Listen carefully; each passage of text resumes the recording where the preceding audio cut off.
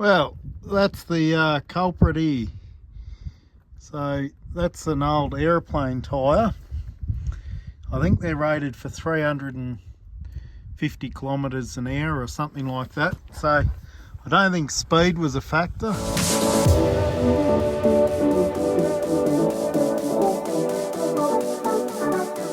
Well, good afternoon everybody. I am back. It has been, how shall I put it? It's been a couple of interesting days. A bit of a sickness went through our family, so I was home for a couple of days, or sort of just doing little bits here and there, just to be nearby in case I needed to help look after some sick kids. But anyway, they're all good now, so we're back into it.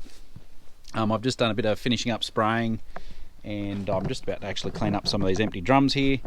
But there's a couple of things that have happened while I haven't been picking up a camera. One is all the stuff for the other silos have rocked up. So today is Thursday the 29th of June, and yeah, so that's going to be going up next week, hopefully. It's talking rain next week, so may not happen, but anyway, that's in the process of happening, which is really, really good. And the other thing that's happened is Phil has started sowing the organic wheat.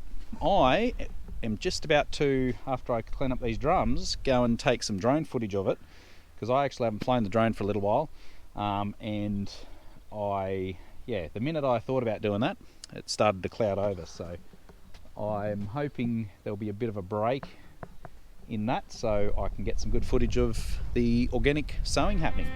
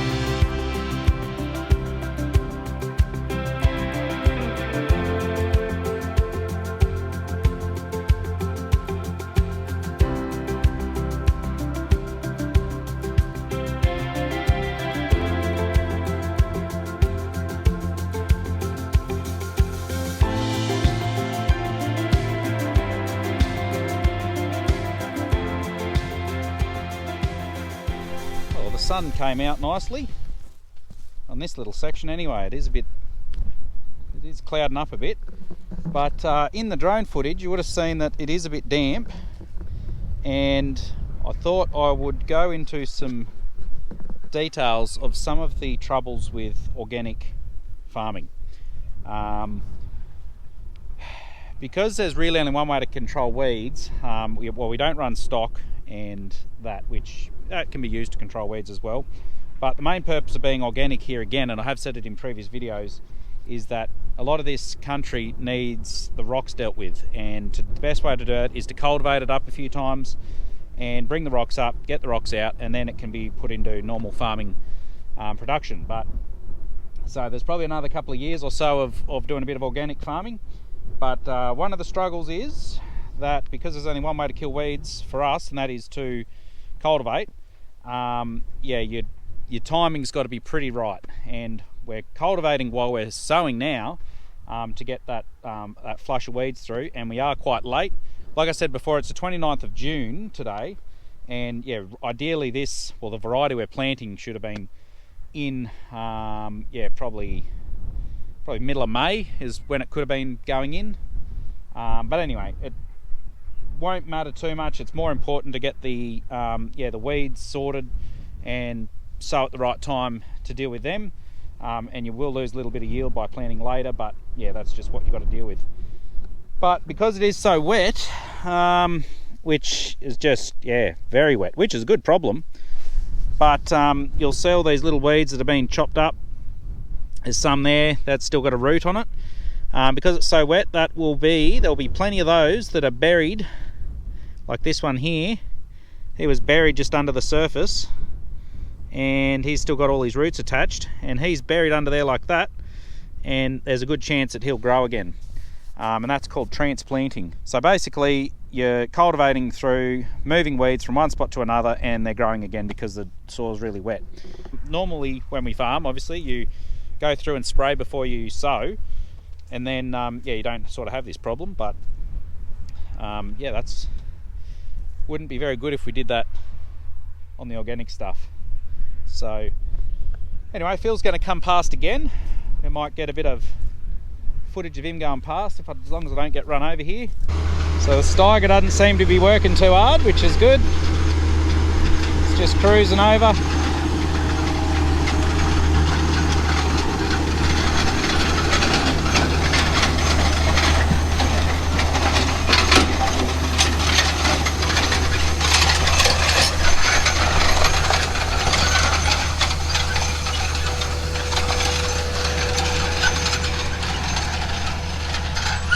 Should be, let's look for some wheat.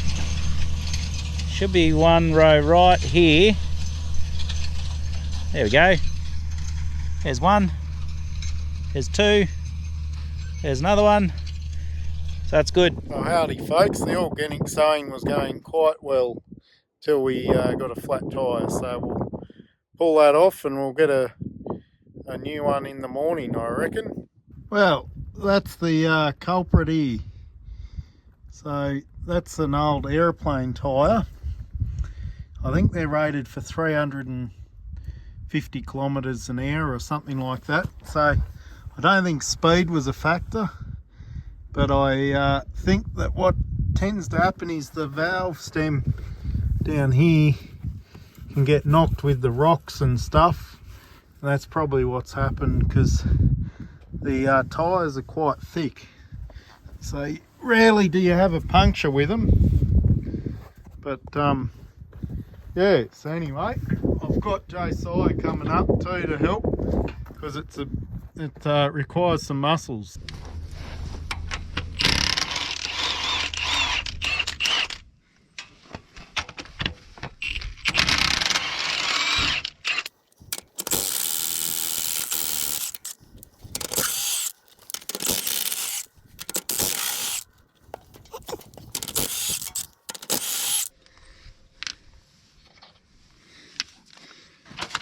Oh, you come at the right time, muscle man.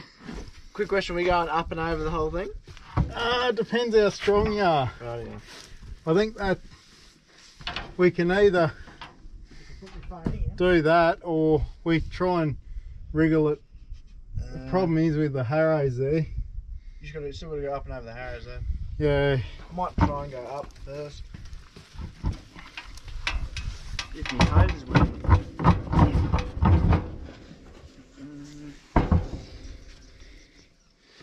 Oh yeah, it's down there. Just don't knock the GoPro. Matt might get upset. Oh, there's the GoPro there.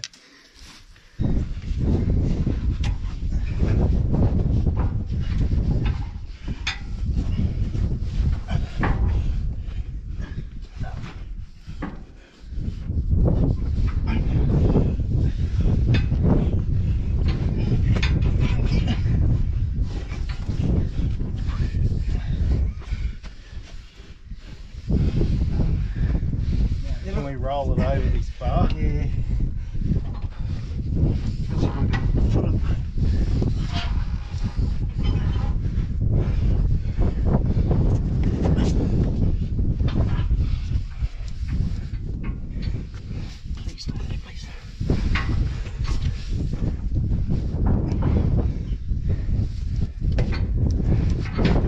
Can we roll where your foot is?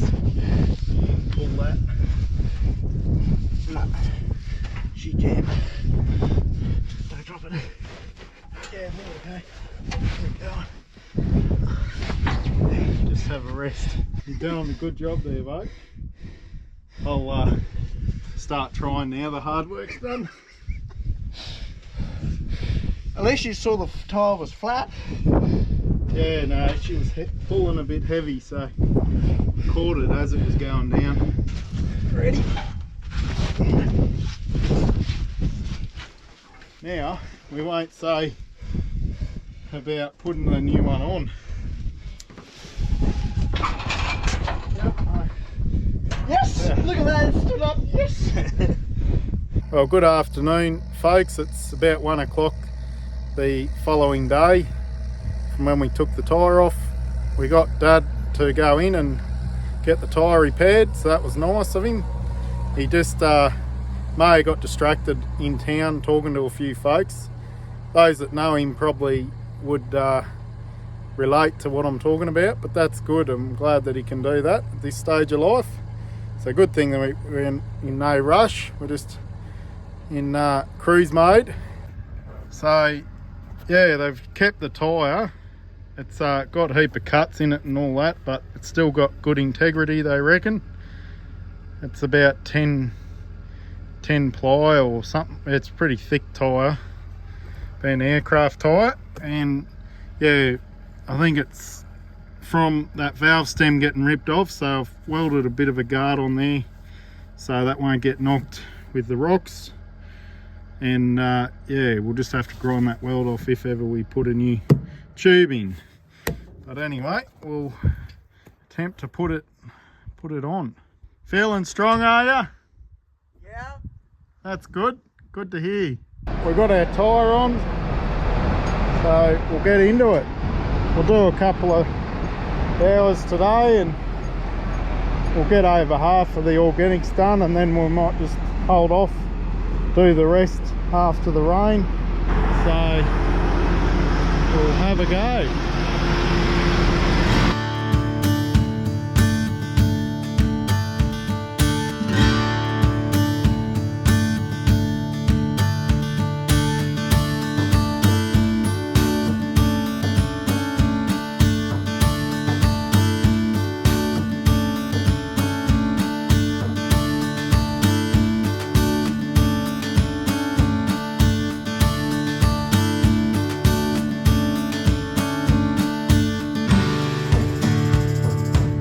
Well folks, it's Peter back here.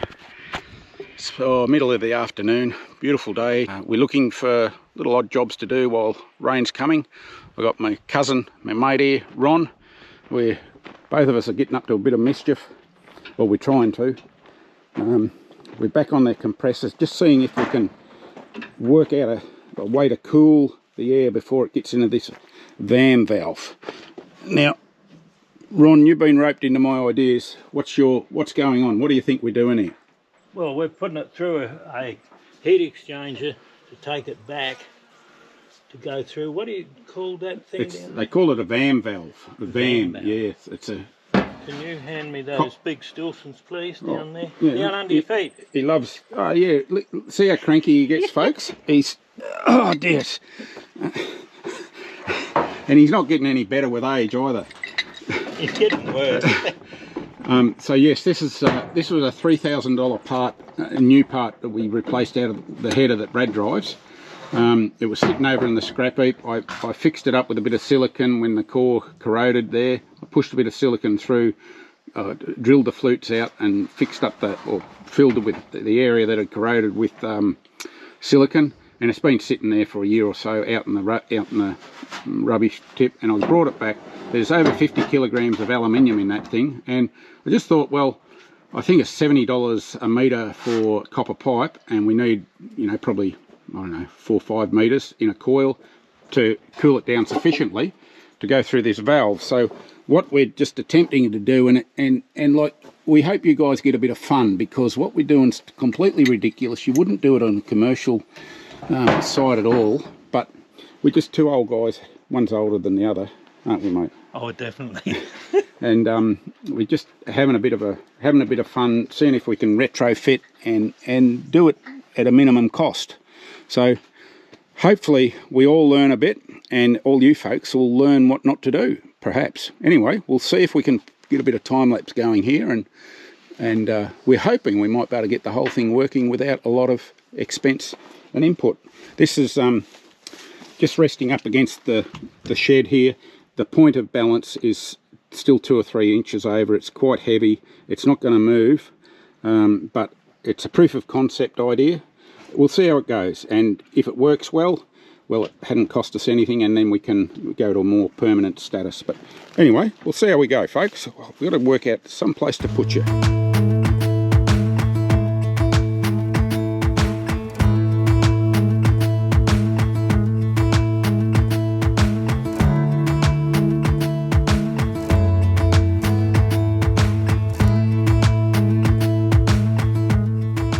The job's been done, folks. We've got that hooked up.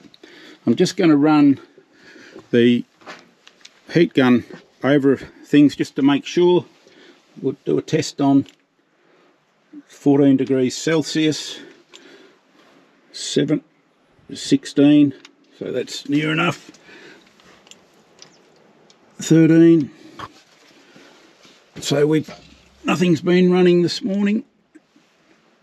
13, so we'll run it now, and we'll come back in a few minutes and see what's developing. 5 minutes has elapsed, 6 minutes. Everything here is quite cold with a touch. It's saying 15 degrees, 14.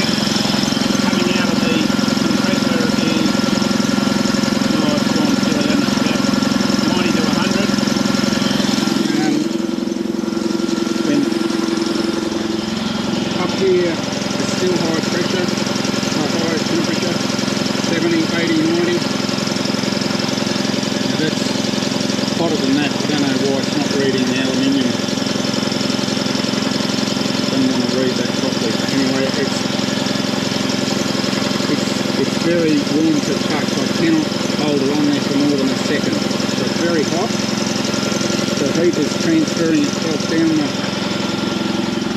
heat exchanger. I'll measure the other end.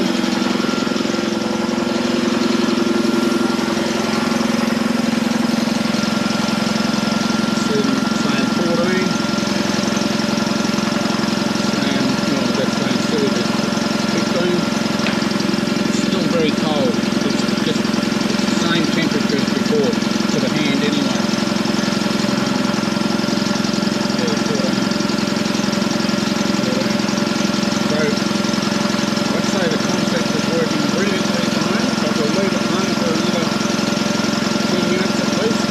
Quite a few minutes have elapsed.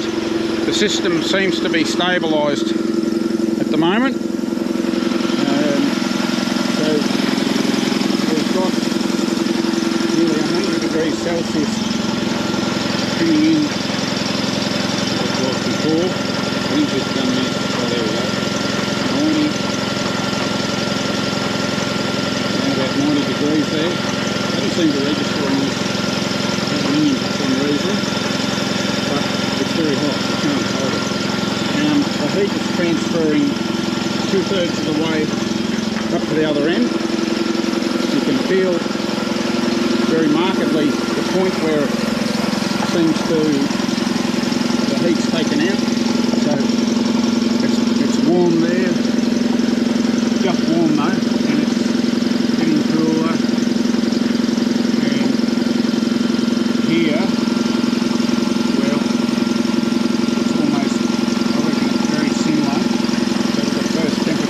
wouldn't surprise me if it's about 14 or 15 degrees. Similar. So it's certainly working as a heat sink. You can feel the air coming out of it. It's this thermocycling or whatever that terminology is. Certainly air's warm on the top side.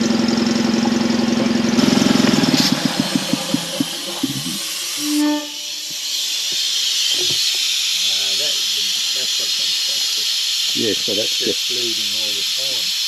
Now we've got this valve in here. It's not going to backfeed out of the pressure vessel because otherwise it would leak the whole system down. So that's why we had to do that silly business. And we'll move that pipe out of the road, won't we, Ron? But not today. We'll have the rest of the day off. You're disappearing on us now, aren't you? Yes. You're going to visit some other ratbag relatives. Something like that. Mm. Yeah. All right, mate. Yeah. Talk to you later. We'll do that.